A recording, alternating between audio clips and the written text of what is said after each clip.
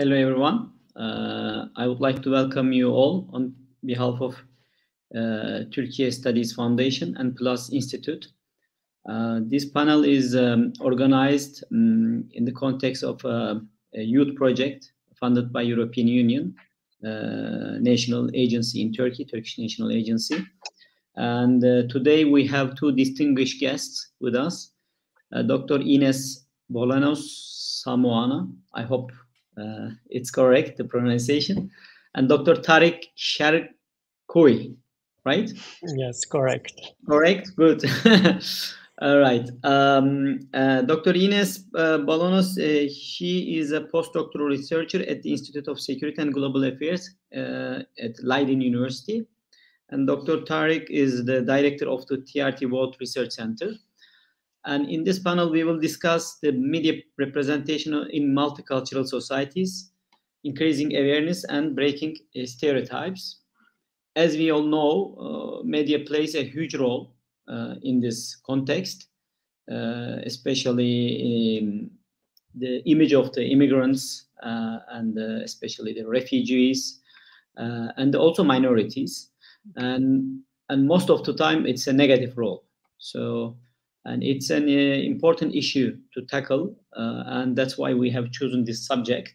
And today we have with us two experts, and one of them is also involved in media sector. So I think he has lots of knowledge in this field. Also, Dr. Inés, she is an academic, and she is doing research on this subject. So I would like to start with Dr. Inés. What do you think is the role of right-wing influencers and their role in spreading hate speech, Islamophobia, and the mainstreaming of violence against Muslims, but also generally speaking against immigrants? The floor is yours, Enes.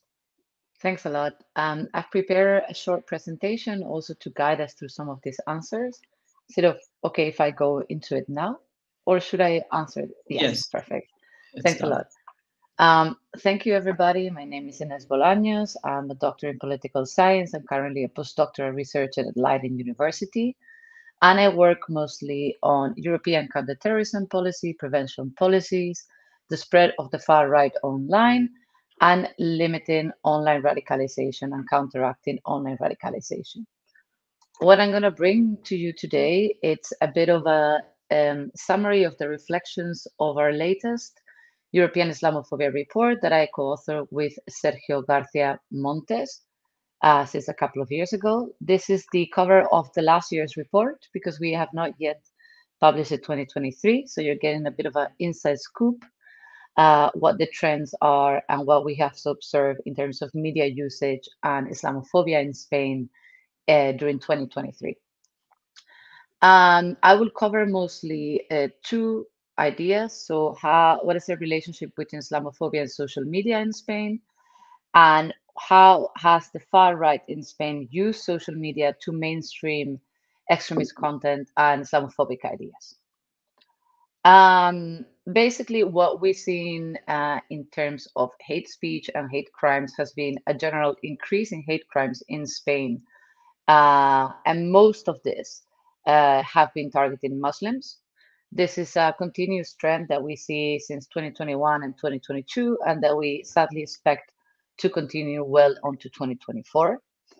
A huge driver of this increase in hate crimes in general has been the increase in hate speech propagated by right-wing parties online. We will get a bit more into this later.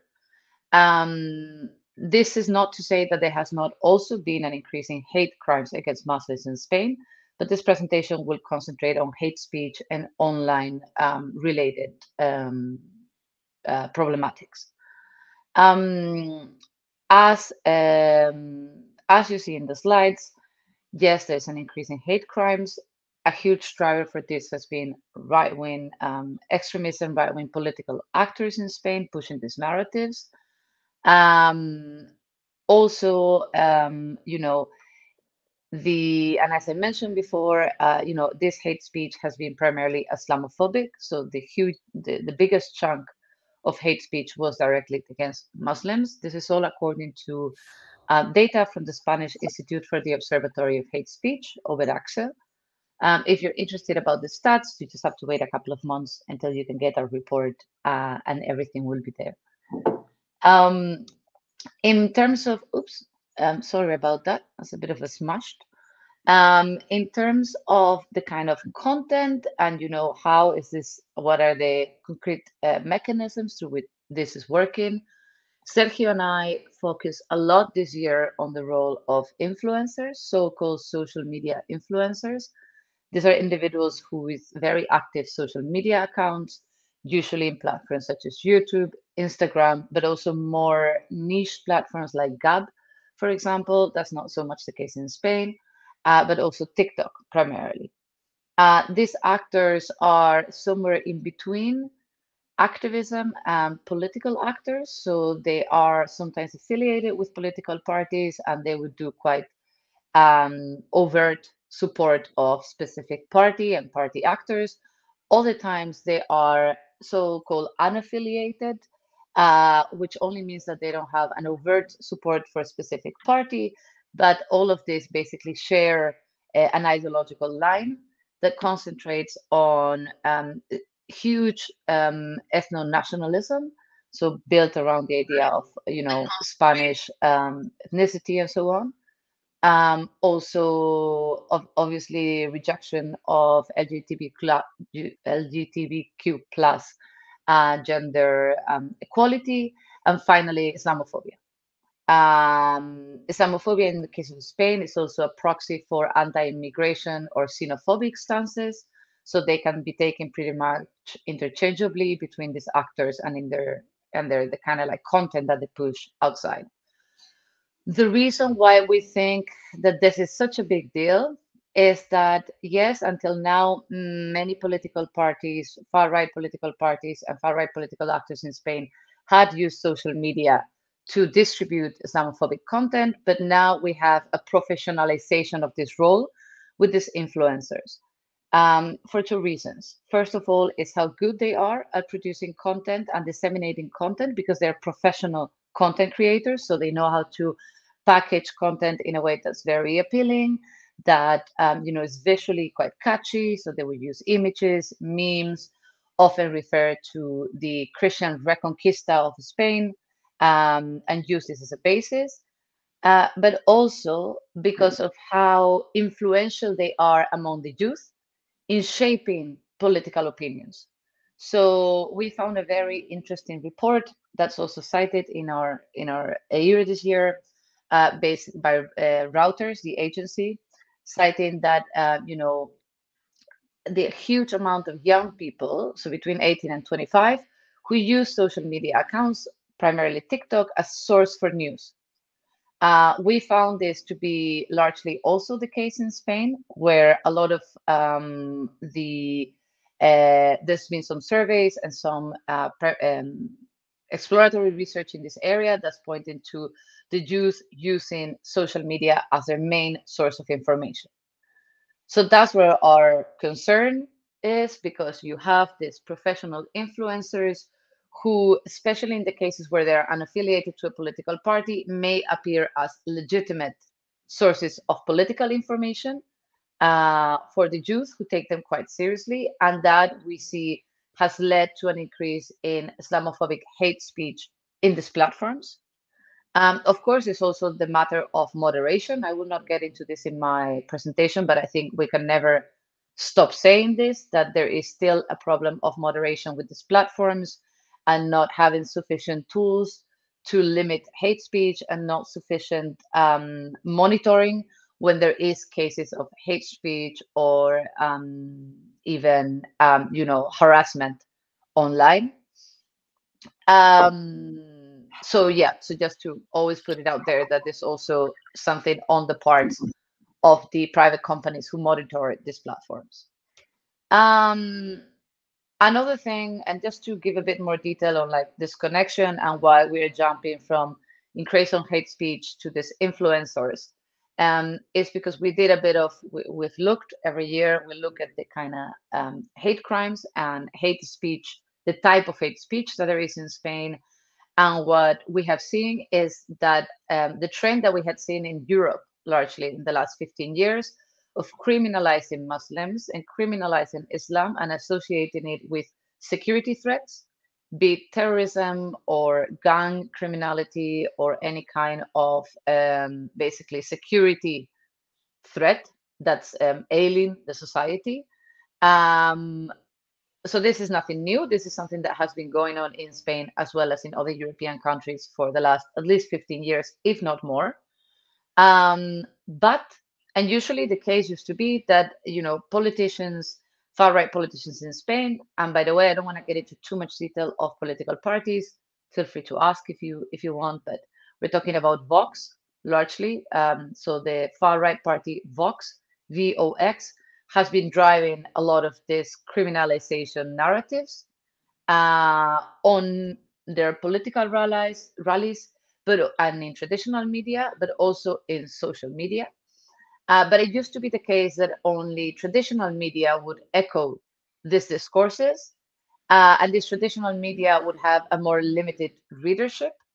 Whereas what we're seeing now is that these talking points are being picked up by these influencers, again, affiliated or unaffiliated ones, and like the impact and the reach that they have is just multiplied tenfold. So the discourses themselves have not changed very much, but the amplification effect of social media and right-wing influencers, it's exponential. Just to say also that something that's quite important and that we will probably see a lot more in the next years is artificial intelligence, and how the far right is also using artificial intelligence to disseminate either fake news, to create a fake piece of news and then disseminate it online, usually to support some kind of ideological talking point about the dangers of immigration or about, again, so-called woke culture and so on and so forth.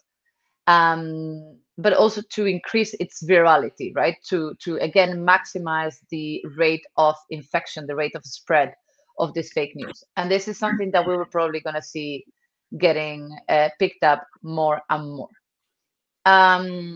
Other than that, we've not seen anything majorly new this year.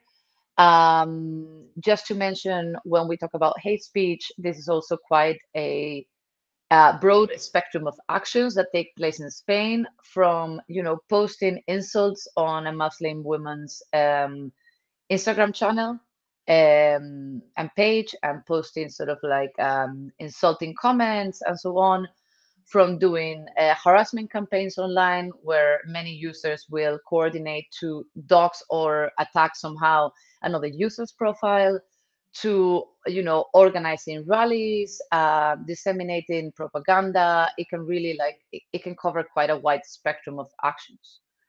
And now to finish on a slightly more positive note, because this is all quite worrying and we don't have any sort of solutions to offer, other than we should be paying a lot more attention to this.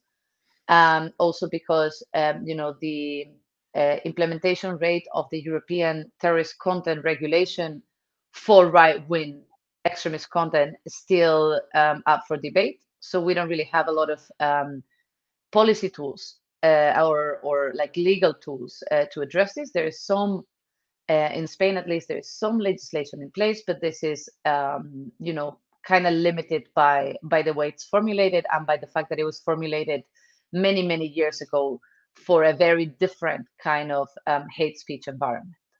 But as I said, to finish on a more positive note, there has been, at least within Spain, increased awareness of how this is problematic.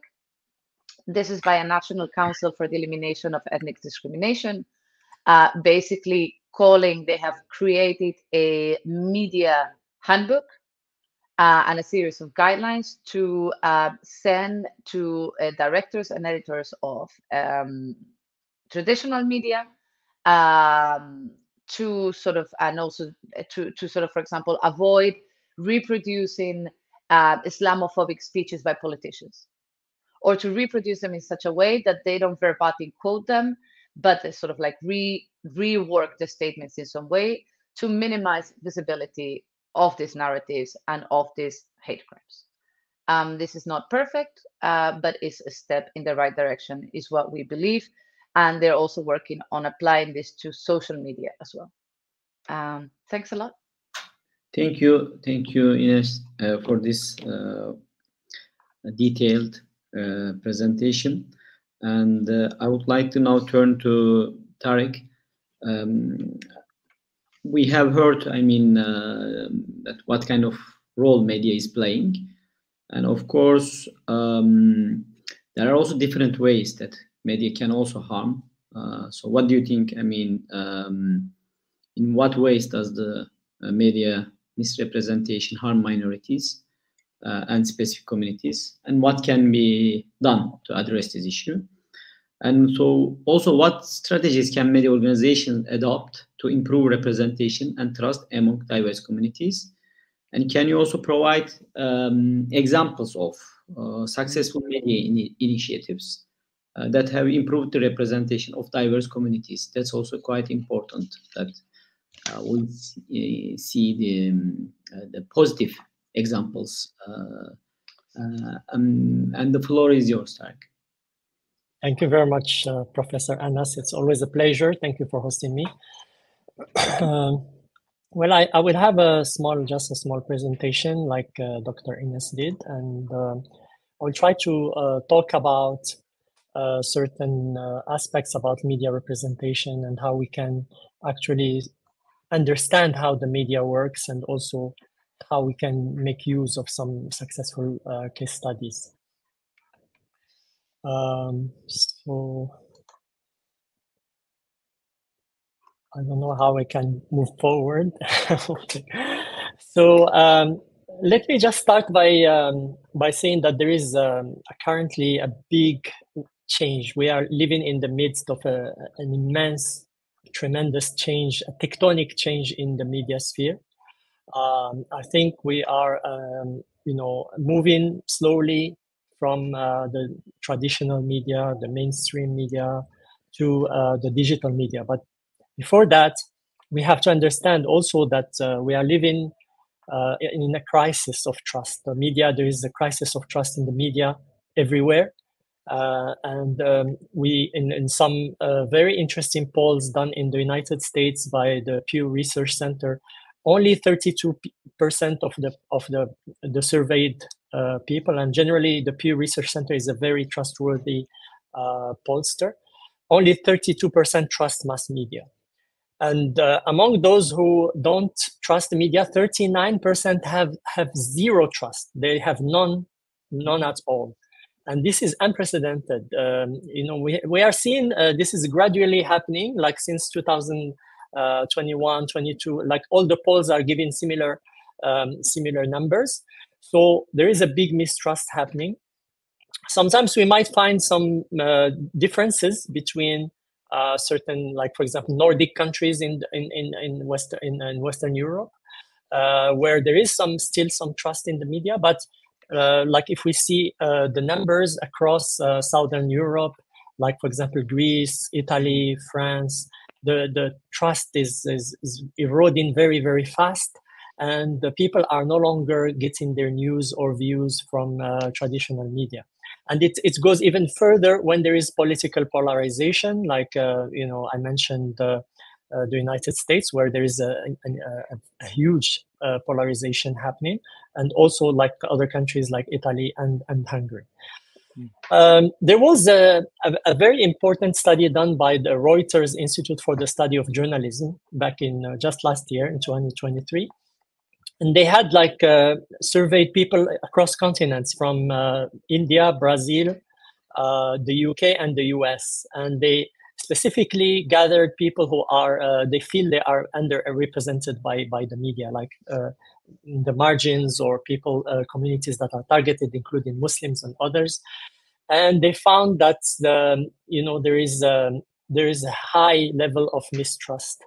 And these people, the surveyed people, they said that they have significant distrust due to the perceived mistreatment and unfair treatment and misrepresentation. So I wanted to, so I'm moving to the next slide.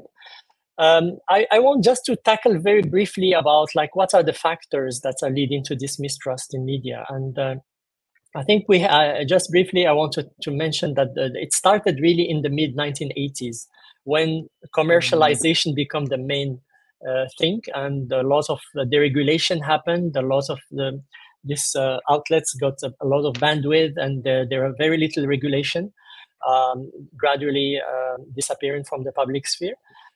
So that's number one. Number two is ownership.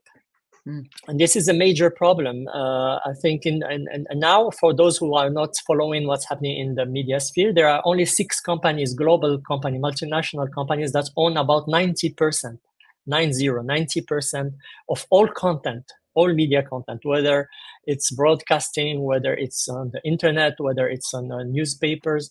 So it's a very heavy ownership factor. And also, when you go to some countries like France, there are about 10 businessmen owning 90% of the media, the local media in France. And this leads to a lot of things, including misrepresentation, including media bias.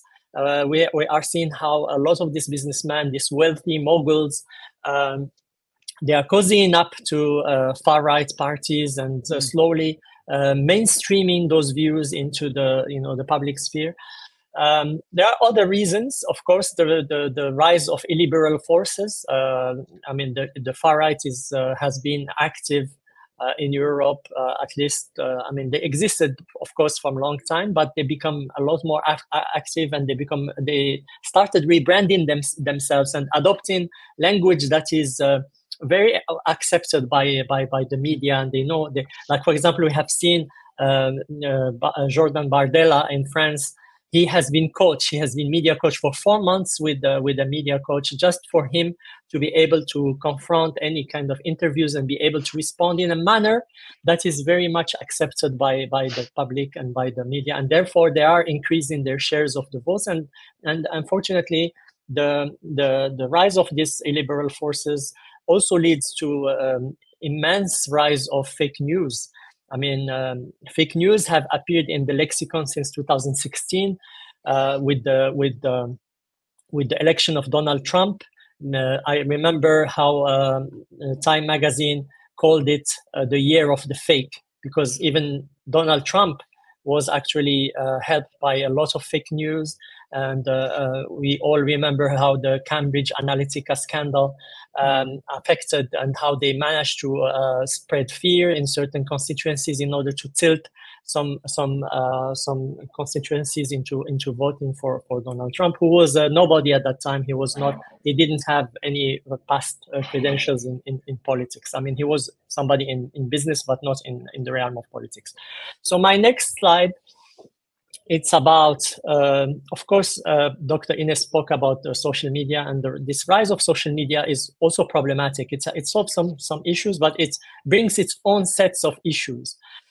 One of them is, of course, there are more people getting their news, especially youth, from TikTok or from YouTube or from other platforms. But there's a problem, because initially, there was the gatekeeping system in the media. So nothing can go into the public sphere unless there are at least some authorities looking at it. It can be seen sometimes as, intrusive or whatnot, but at least, when there was a time when there were 3, for example, main national news broadcasters in the United States, the main concern was how to make sure that audiences, they don't feel estranged, or they feel that they belong to the country. So they would, all those broadcasters would make sure that they're actually uniting the country. But what we see after the rise of the social media is actually we have moved from a system where we manufactured consent into a system that we manufacture discord. So we moved from one pole to the extreme opposite pole. And if you can see, there was a paper in Human Communication Research journal that anger has become the key mediating mechanism. So the more angry you are, the more chances you have for being, for having viral content, for having people retweeting you, quoting you, interacting with you, and spreading this message, which is really problematic, because nothing now prevents hate speech and Islamophobia and other forms of prejudice from reaching the masses.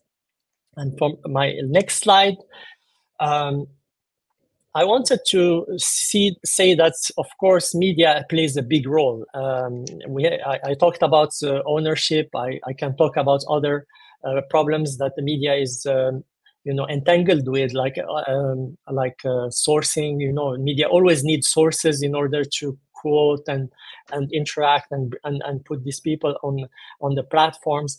There is problems with advertising. There are problems with owners that are, like I said before, cozying up to extremist parties and far-right parties.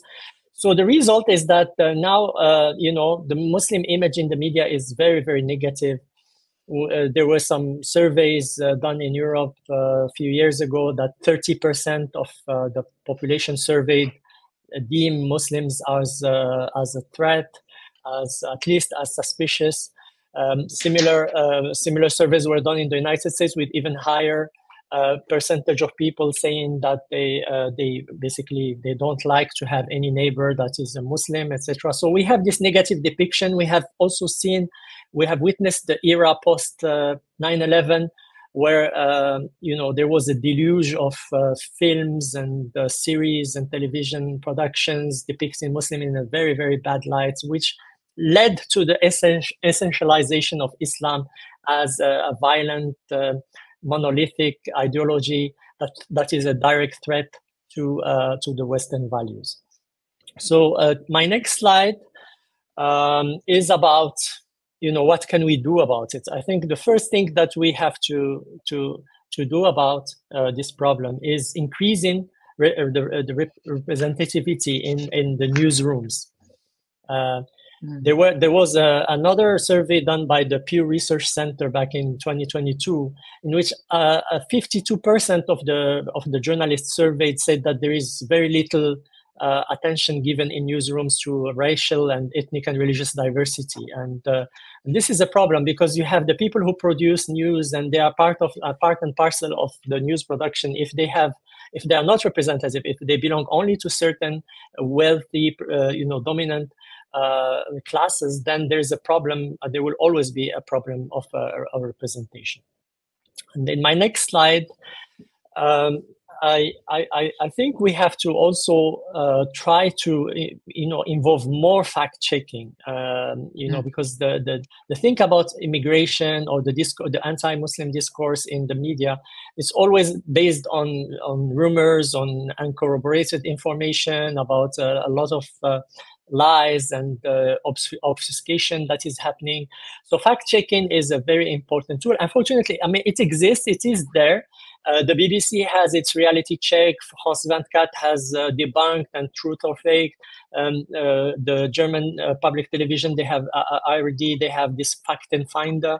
But the problem is it's very selective. It's not used. It's not like used like basically on a 24 hour cycle, because now if a lie circulates and related even 6 hours, 7 hours, the chances of it pervading everybody or every airwaves and every digital sphere is very, very high. So we need dedicated fact-checking sites or outlets that are doing this job. I know that in Andalusia they used to be a very good fact-checking outlet that is dedicated at least to tackling these rumors about immigration in Spain, etc. So this was a very good step, but we need more, and we need even a lot of cooperation and funding for these outlets. And for my next slide, I think also the media now, they need to tell a more complete story because of the levels of mistrust that I started my presentation with, and the kind of disconnection that exists between the viewers, the general public, and most of the media, whether broadcasting, whether in print, whether other format, even digital. There needs to be a more emphasis on telling the narratives, without sensationalization, focusing on not just the negatives, but which of course there is an overemphasis on it, but also actually selecting and integrating positive narratives. And there are some good stories out there, like BBC has the Secret Life of Muslims, which is a kind of humor, they're trying to, because a lot of people see Muslims as threats, so they say, okay, let's see what is the secrets behind Muslims, and then they will go and visit these Muslims in their lives, in their homes, in their work areas, and then they will see some successful people, very learned people, very committed people to the success of their countries, and this was like a very good case study. NPR in the United States has something similar. It's a podcast. It's called Code Switch. It's also very interesting because they see how they engage with the different people from across ethnic identities, and they see what they are bringing to the country, what kind of skills they have, what kind of knowledge they have, and this is, I think, also very important. On my next slide, I wanted also to highlight some very long-term impact projects, media initiatives. Like, for example, there is this, they're not necessarily from media outlets, but they work closely with media outlets, like the Marshall Project, which is more on the criminal justice. It's an organization, it's a non-profit journalistic organization. And because, as you know, after 9/11, there were a lot of people, because they are Muslims, they tended to receive the hard stick of the justice system, sometimes without any kind of facts or any evidence, and they tended to receive actually the harshest sentences in the United States. So this project helped a lot of people to actually deal with this and try to minimize the impact of the legislation on marginalized communities. There's also the Bridge Initiative of Georgetown University, which is also a project that try to bring both education and outreach and trying to find solutions and interacting with many people. And finally, I think a lot of media is also trying to listen more rather than talk more and engage. In Finland, there was this very pioneering experiment done by Finland's public television. They built a whole newsroom with only young journalists, without the presence of any grown-ups, and they gave them full liberty to decide what kind of topics, what kind of subjects, what kind of things. And this bridging of the generational gap is sometimes useful, because a lot of the youth people, they tend to be more open than others, and also they accept they have some values that can be also very useful to bring harmony and representation in multicultural societies. And finally, Sweden has also something like the Swedish public television SVT. It's a very simple concept. They call it a cup of coffee, or fika in Swedish, and they would go for like 2 hours, talk to anybody, like not the usual publics in the main city or the urban youth. They will go and talk to in public meetings and listen to what people have to say in very secluded areas or marginalized communities. And it was very, very useful, and they got a lot of insights. I will stop here because I don't want to drag on too many examples, but just I wanted to say that we have a problem, but there are also some things that can be done to bridge, and find also solutions, because we cannot just be problem-oriented. We have also to be solution-oriented. Thank you.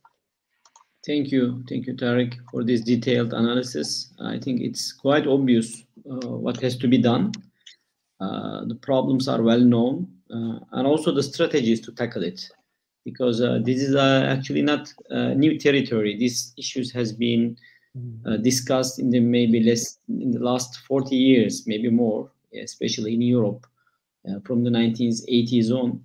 But I think one of the main problems is there is a lack of political will to tackle these issues. So my first question is this: I mean, how this can be, this political will can be, I don't know, pushed for or created. That's one issue. The second issue is also, you mentioned the decrease of trust towards the traditional media outlets. And we see this all around the world. I mean, I don't remember when last time I bought a printed newspaper. Maybe that was 10 years ago.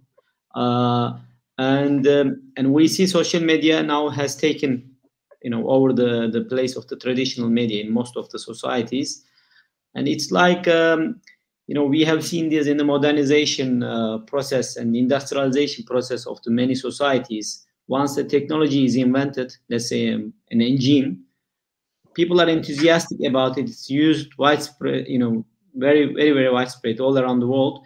And then after maybe 40, 50 years, we discover, oh, this is quite problematic for the climate. And now, but since it has created its own economy, which is very huge, it is really difficult to change and dismantle. And I fear that the social media, we reached a point that it's now a $1 trillion industry, and it's really difficult to regulate. And that's the second challenge, I think. And I would like to start with Inés. I mean, what do you think about these two issues? I mean, I think if I had the answers, I would probably be very rich now. So if anyone wants to make money, these are the answers that you need to come up with. Okay. Well, first, I mean, I agree with all the points you've made. I don't know if I have very optimistic prognosis to share. I think one thing worth noting is that, at least in most EU countries, we do have a regulation. We do have the policy tools for example, say, monitoring hate speech in social media.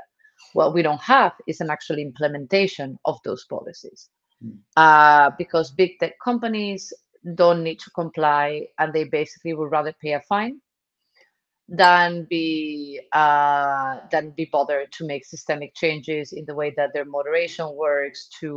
They would need to create new departments that are wholly centered around moderation, and to follow the lead of other well-moderated internet sites. And that's just something that is not happening. And I think that's something where politicians we should be pressuring politicians to pressure tech companies to implement these changes.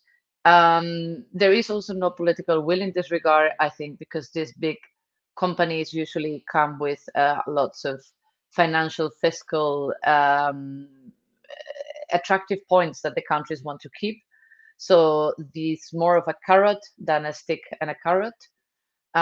So I don't really know how we would go about this. I think another problem is also that like, I grew up with the beginning of social media and the beginning of internet blogs and so on, and there would be quite a lot of horizontal communities where you would have lots of very frank, open discussions, and you would have less polarized environment.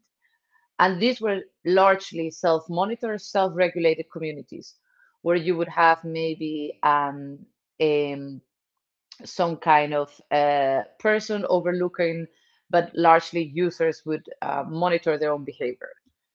And I don't know how we can go back to this, because for many, many young people who've only known TikTok or Instagram or something like this, the idea that somebody could even delete their comments is outrageous. So we probably would need to first reconceptualize what we understand as social media. Like, is social media just a place for like sharing pictures and like sort of like aspirational living content? Is social media a place where we negotiate social rules? I really think that at this point it is such a place, but we're also not thinking about it as such a place. So we're not imposing any of the standards that we would have for like a parliamentary debate. So I think that the cat is out of the bag. It's too late to go back technology-wise to traditional media. I don't think that's going to happen. But we are sort of in this liminal space where social media has yet to be normatively approached as a place that, you know, needs to be regulated, not only in like a policy fine sort of like top-down level, but like social regulation, normal like norms around behavior, how you talk to others, anonymity, all this kind of stuff. And that's something that we don't have, and that young people might be better equipped to develop this for us, because that's the medium that they live in. So that might be one of these big conversations that cross-generational conversations that we need to have with the youth. As much as like their consumption of social media can be seen as problematic, I think they also probably have a very native understanding of how they experience it. And if we want to move it into a more democratic forum, more respectful, or at least ensure that these places also exist online, we probably do need to ask the people who use it the most. And just to say one thing about political will, I am very, very skeptical about this, because a lot of my work is on right-wing extremism. And I have seen how quickly, for example, ISIS propaganda was tackled, and how swift the reaction to limiting jihadist propaganda online was, versus how incredibly slow the response to tackling right-wing extremist propaganda has been. This is definitely a political issue. I think there's no other way of reading it. There's also compounded by how accepted certain right-wing extremist ideas are in our everyday society, to the point that we don't really register this as extremist content anymore, especially areas around Islamophobia and civilizations and all this kind of stuff. So I really don't think we will see a major change, at least politically wise, in Europe, because that's also not what the latest elections have been pointing towards. We've seen massive surge to the right yet again. And I think in this kind of political environment, no politician is going to come out and say, yes, you know, the Nazis are lying. They're the real problem. I wish that this would happen, but I don't see it happening. Thank you. I think you rightly mentioned this. It's really a vicious circle, unfortunately, and that's driving most of the societies. It's a global problem. It's becoming a global. It started in the Western Europe. Now it has spread to the United States, and now the rest of the world.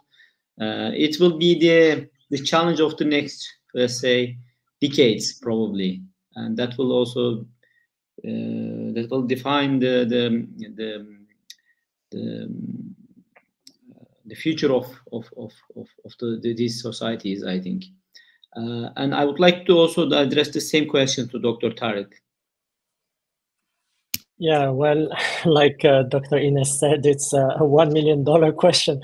I think there are, I mean, while we cannot do, you know, like we cannot have a silver bullet to solve this problem, but there are some you know, some things that can be done. And I think one of them, first of all, is, you know, the raising awareness about the threats, you know, raising awareness about like the use of extremism or right-wing extremism, you know, in social media or in general media, having more like there is a problem also with the people who are like at the receiving end of this extremism. Mm-hmm. Like Muslims, for example, they are generally targeted, immigrants, they're generally targeted, but they are also, they have the least activism in these countries. They tend to, unfortunately, because of being like constantly harangued, constantly pushed to the margins, they accept this fact and feel actually the margins. I think the